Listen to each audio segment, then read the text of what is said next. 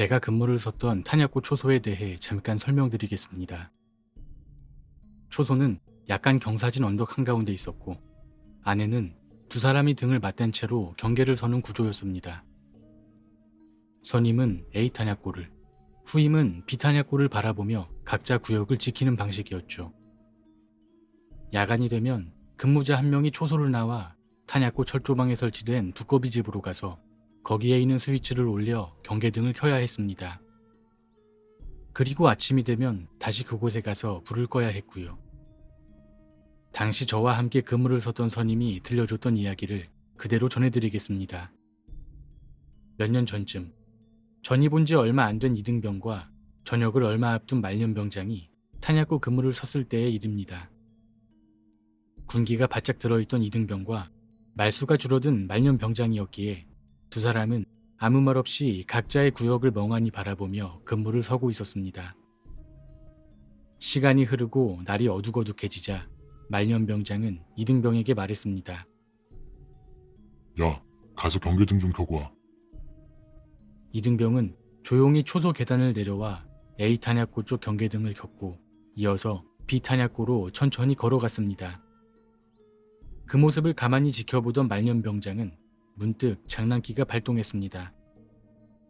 말년병장은 이등병이 다시 초소를 향해 걸어오는 걸 보며 큰 소리로 외쳤습니다. 야, 네 뒤에. 이등병은 놀라서 잠깐 뒤를 돌아봤고 곧 병장을 쳐다보며 표정을 굳혔습니다.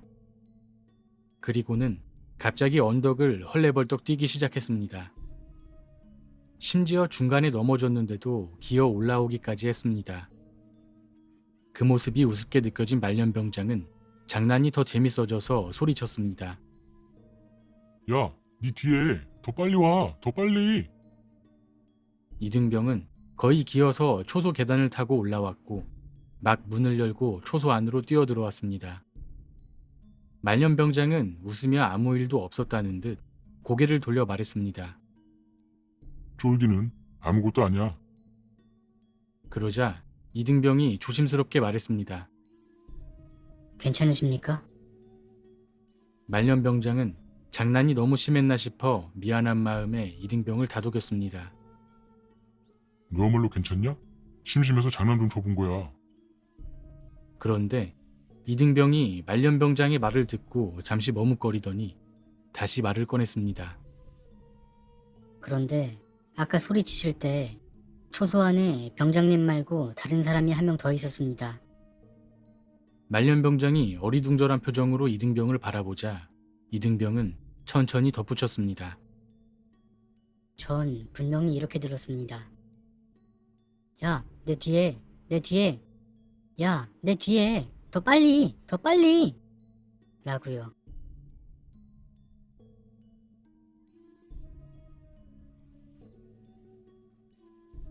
초등학교 고학년 무렵에 있었던 일이다. 당시 내 방은 다다미가 깔려 있었고 문풍지 바른 미닫이 문이 있는 일본식 방이었다. 어느 날 밤 열이 심하게 올라 방에 들어 누워있던 나는 문득 한밤중에 눈이 떠졌다. 하루 종일 열 때문에 자고 있었으니 한밤중에 깨어난 것도 무리는 아니었다.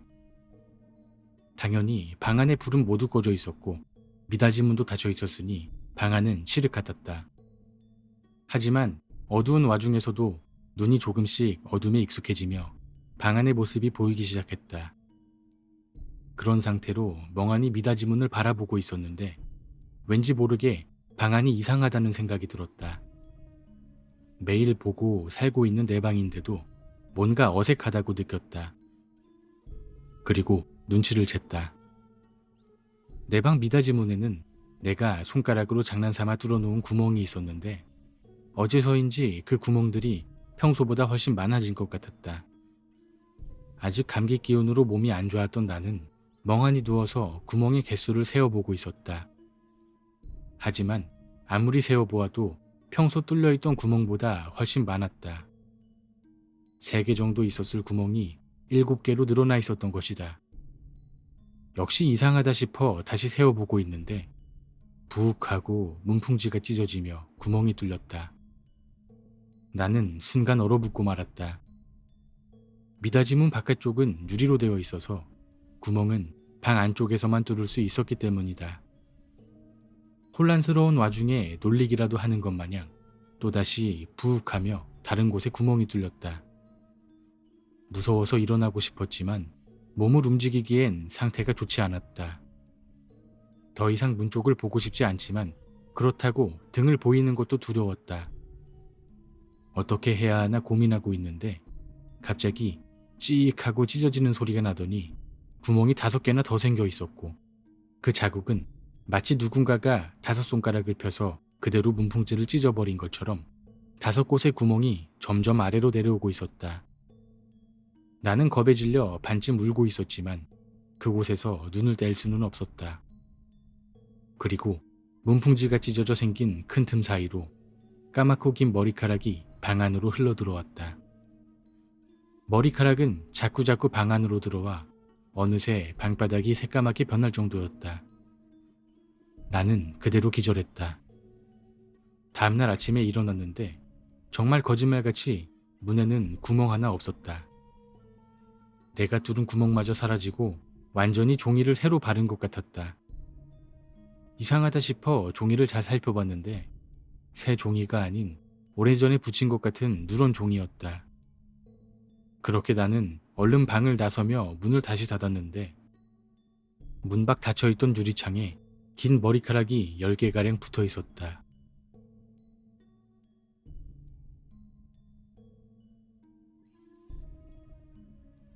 한밤중 창밖에서 이상한 낌새를 느껴 눈을 떴다. 방은 2층이고 밖에서 침입할 수 있는 계단이나 베란다는 없었다. 의심스럽게 생각하며 창문을 열었는데 집 앞 길목에 영구차가 한 대 서 있었다. 그 옆에는 운전기사로 보이는 상복을 입은 남자가 서 있었다. 이 근처에서 장례식이라도 있었던 걸까? 그때 상복을 입은 남자가 이쪽으로 올려다보았다. 한 분 더 타실 수 있습니다. 나는 깜짝 놀라서 황급히 창문을 닫았다. 어쩐지 불길한 것을 본 것 같은 마음에 아침까지 침대 속에서 벌벌 떨고 있었다. 아침이 되자 영구차도 상복을 입은 남자의 모습도 찾아볼 수 없었다. 그냥 꿈이었을 것이라고 생각했다. 1층에서 자던 부모님 역시 자동차 소리를 듣지 못했다고 말했다. 하지만 그날 밤도 그 다음 날도 같은 꿈을 꾸었고 한밤중이 되면 어김없이 영구차가 집 아래로 찾아왔다. 매일같이 악몽에 시달렸다.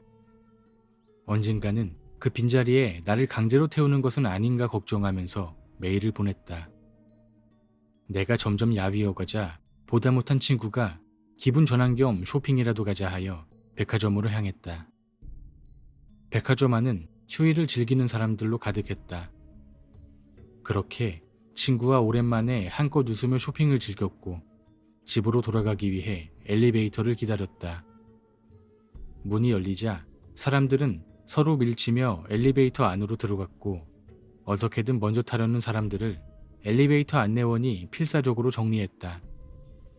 겨우 엘리베이터에 발을 들여놓았을 때 안내원이 말했다. 한 분 더 타실 수 있습니다.